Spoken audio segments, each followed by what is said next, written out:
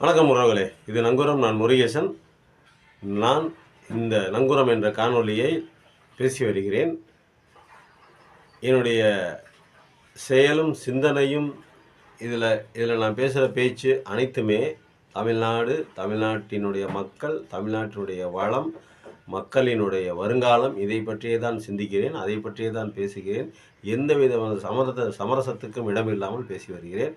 அதற்காக எனக்கு லைக் பண்ணி, ஷேர் பண்ணி ஆதரவு கொடுங்க. உங்களை நான் மனப்பூர்வமாக நம்புகிறேன். நன்றி, வணக்கம். சுப்பிரமணிய சாமி ஒரு ஸ்டேட்மெண்ட் கொடுத்துருக்காருங்க. என்ன ஸ்டேட்மெண்ட் கொடுத்துருக்காருன்னா, தமிழ்நாட்டில் கொள்ளையடித்து சொத்து சேர்த்த கலைஞரோட வாரிசு இருக்காங்க பார்த்தீங்களா, அவங்களுடைய சொத்துக்களை மத்திய அரசு தேசிய மயமாக்கினால் தமிழகத்தின் கடனை முழுமையாக அடைத்து விடலாம் அப்படின்னு சொல்லியிருக்காரு நம்ம சுப்பிரமணிய சாமி. ரைட்டு, ஓகேங்க. அவர் சொன்னது அதே மாதிரியே நம்ம வச்சுக்குவோம்.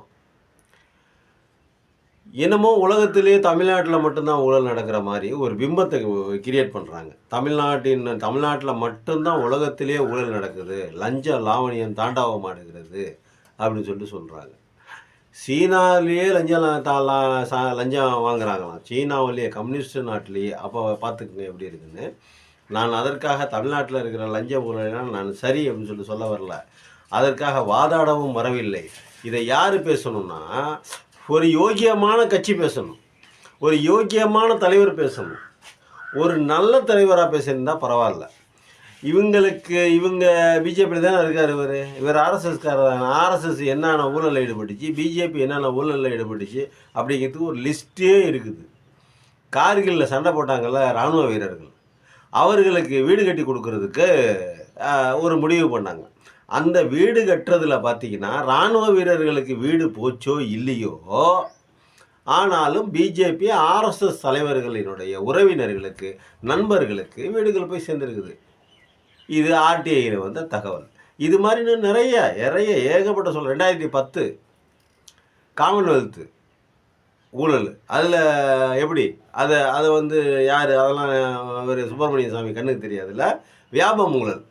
அதனால் எத்தனை பேர் செத்துருக்காங்க. பிஜேபி ஆர்எஸ்எஸ் சம்மந்தப்பட்டது தான். அதிலெல்லாம் வியாபம் ஊழலில் எவ்வளோ பேர் செத்துருக்காங்க, அது உலகத்துக்கு தெரியும்ல. அதுக்கு என்ன நடவடிக்கை எடுத்திருக்காங்க இது வரைக்கும். ஆனாலும் பார்த்தீங்கன்னாக்கா யோகிய மாதிரியே பேசுவானுங்க அவனுங்க. அதாவது தேசிய ஹெரால்டு ஊழல், அதில் எவ்வளோ பேர், எத்தனாயிரம் கோடி அது சொல்லுங்கள். பிஎம் கேரு ஃபண்டு, அதில் எவ்வளோ கோடி அது சொல்லுங்கள். ரஃபேல் ஊழல் இன்னும் அடிக்கிக்கிட்டே போகலாம். அது ஒரு 2 சீட்டுக்கு எழுதணும். அது அடிக்கிட்டே போனால் 2 சீட்டு எழுதணும். அவ்வளோ ஊழல் பண்ணியிருக்காங்க. அப்புறம் இவங்க ஊழலை பற்றி எப்படி பேசுகிறாங்க? நீ பேச ஒன்றும் தப்பு இல்லை. இப்போ இப்போ தமிழ்நாட்டில் இருக்கிற சொத்தை பூரா ஸ்டாலின் குடும்பம் சம்பாதிச்சு வச்சுருக்குங்கிற, மந்திரிகள் சம்பாதிச்சு வச்சுருக்க, அவங்க சொத்தை பூரா நீ பிடுங்கிட்ட. உங்கள் பக்கத்தில் இருக்கிற ஊழல்லாம் எப்போ பிடுங்கிறது? யார் பிடுங்கிறது? அதுக்கு என்ன இருக்குது கணக்கு? நீங்கள் இப்போ மதுராவில் ஒரு ரோடு போகிறேன்னு சொல்லிவிட்டு 1 கிலோமீட்டர் சாலைக்கு 18 கோடி ரூபா செலவு பண்ணுற இடத்துல நீங்கள் 250 கோடி ரூபா செலவு பண்ணதா கணக்கு அமைச்சிருக்கீங்களே. சிஏஜி அறிக்கையை விட்டு கிழிச்சாங்களே, இது எந்த கணக்கு? இது எந்த கணக்கு? அதெல்லாம் ரஃபேல் ஊழல். யார்கிட்ட எவ்வளோ காங்கிரஸ் அரசு எவ்வளோ ஃப்ரான்ஸில் ஒப்பந்தம் போட்டது ரஃபேல் விமானம் வாங்குறதுக்கு? நீங்கள் மோடி எப்படி திருத்தினார்? அதில் என்ன ஃபெசிலிட்டியெல்லாம் இருக்குது, எக்ஸ்ட்ரா இந்த ஃபெசிலிட்டிலாம் இருக்குதுன்னு சொல்லி திருத்தினாரா? திருத்தினது என்னாச்சு? அதில் எவ்வளோ கோடி ஊழல்? இந்துஸ்தான் ஏரோநாட்டிக்கலுங்கிற ஒரு நிறுவனம் இருக்குது. அந்த நிறுவனம் இருந்துமே நீங்கள் ரிலையன்ஸு அம்பானியோட பையன், சின்ன பையன், அவர் பேர் என்ன, அனில் அம்பானி, முதல் ரிலையன்ஸில் விட்டார் பார்த்தீங்களா, அவரோட கம்பெனிக்கு, அவர் புதுசாக அன்னைக்கு தான் ஆரம்பித்த கம்பெனிக்கு நீங்கள் கொண்டு போய் இந்த ரஃபேல் விமானங்களை பராமரிக்கிற இந்த பொறுப்பை கொடுத்துருக்கீங்களா? அது அப்போ அவருக்கு என்ன தெரியும்? அதை பற்றி ஏரோப்ளைனா என்னென்னு தெரியுமா? அம்பானிக்கு அதில் போயிட்டு தான் வந்திருப்பார் அவர். அனில் பிரித்து பார்க்குற வேலையை பார்த்துருப்பாரா? சரி பண்ணுற வேலையை பார்த்துருப்பாரா? ரிப்பேர்னாக்கா அதை எப்படி சரி பண்ணணும் அப்படிங்கிற நாலேஜ் இருக்குதா அவருக்கு? அவர் எம்பிஏ தானே படிச்சிருக்காரு, பிஸ்னஸுக்கு தானே படிச்சிருக்காரு.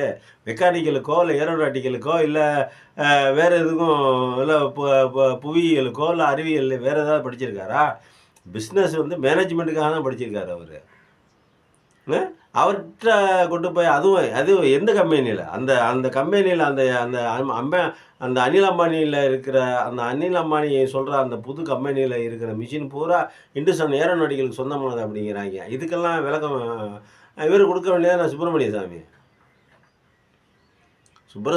சாமி பேசுகிறதெல்லாம் அப்படியே அப்படியே வெண்ணெயில் ஊசி இறக்குற மாதிரி நல்லா தான் பேசுவார்.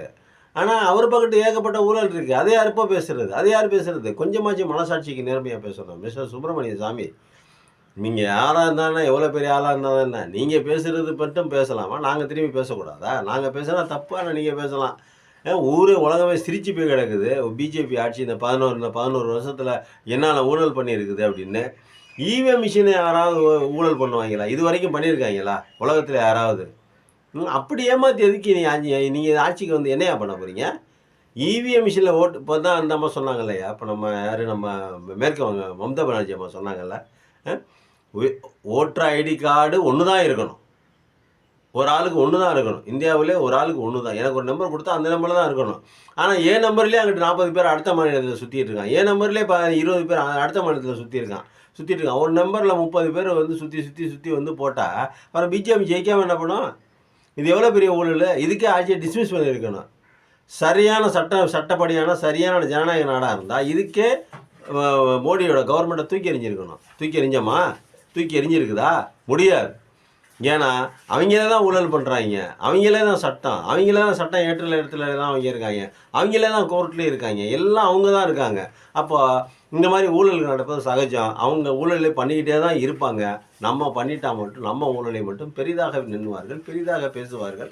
நம்ம அதை வைத்து அரசியல் செய்து அந்த எதிர்கட்சிகளை வீழ்த்தி விட்டு இவர்களே சொல்ல போகிறாங்கன்னு நினைக்கிறேன். ஒன்றும் இல்லைங்க, 1,76,000 கோடி காங்கிரஸ் ஊழல் அப்படின்னாங்க. நம்ம இவர் மேலே ராசா மேலே பழி போட்டாங்க, கனிமொழி அம்மா மேலே பழி போட்டாங்க.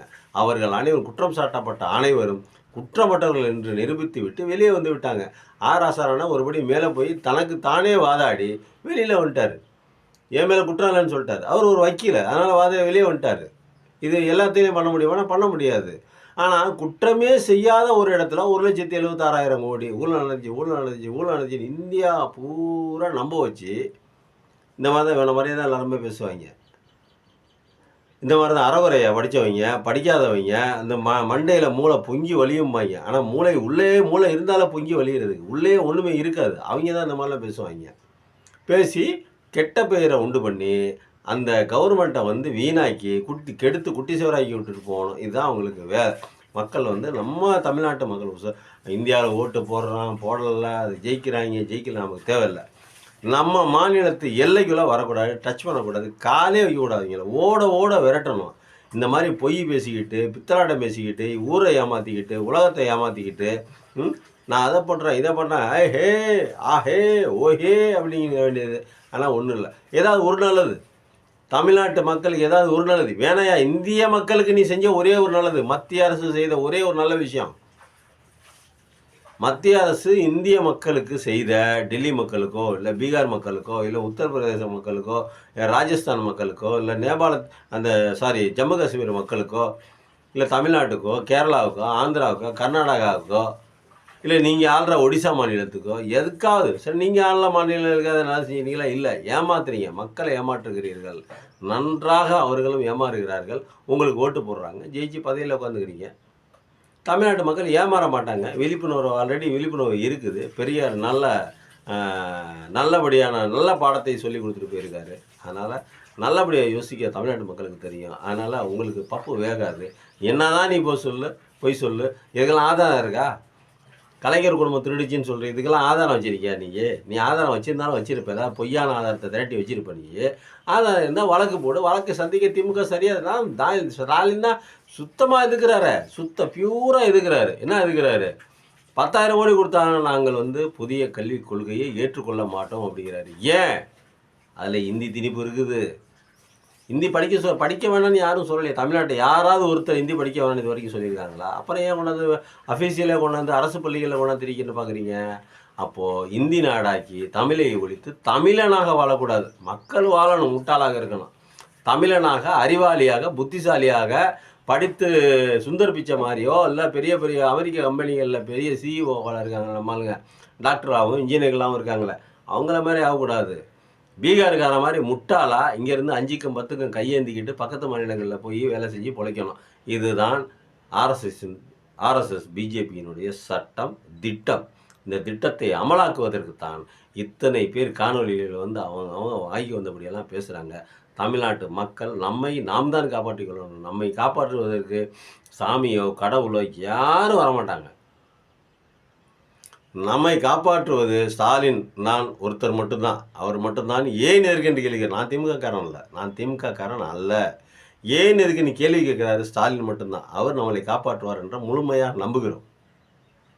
ஒன்றும் இல்லை, பிஜேபியும் நம்ம பிஜேபி இவர் மேலே நம்ம கோபம் இல்லை, எடப்பாடி பழனிசாமி மேலே நம்ம கோபம் இல்லை. ஆனால் 4 வருஷம் ஆட்சி ஆண்டார்ல, 13 பேர் சுட்டு கொண்டாங்கல்ல, அது 13 பேர் சுட்டு கொண்டதுக்கப்புறம் இவர் போய் என்ன பண்ணார், நான் டிவியில் பார்த்தா தெரிஞ்சுக்கிட்டேன் அப்படின்னாரு.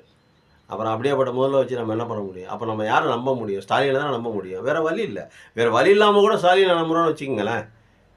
வேறு வழி இல்லாமல் கூட ஸ்டாலின் நம்ம நம்புறதா வச்சுக்கோங்களேன். ஆனால் வேறு வழி அப்படியே வச்சுக்கோங்க. வேறு வழி இல்லாமல் நம்புகிறோம், அப்படி கூட வச்சுக்கிட்டா கூட தப்பு இல்லை. ஆனால் ஸ்டாலின் மேலே நான் முழுமையாக நம்புகிறேன், கடைசி வரைக்கும் எதிர்பாருன்னு. ஏன் எதுக்குறாரு?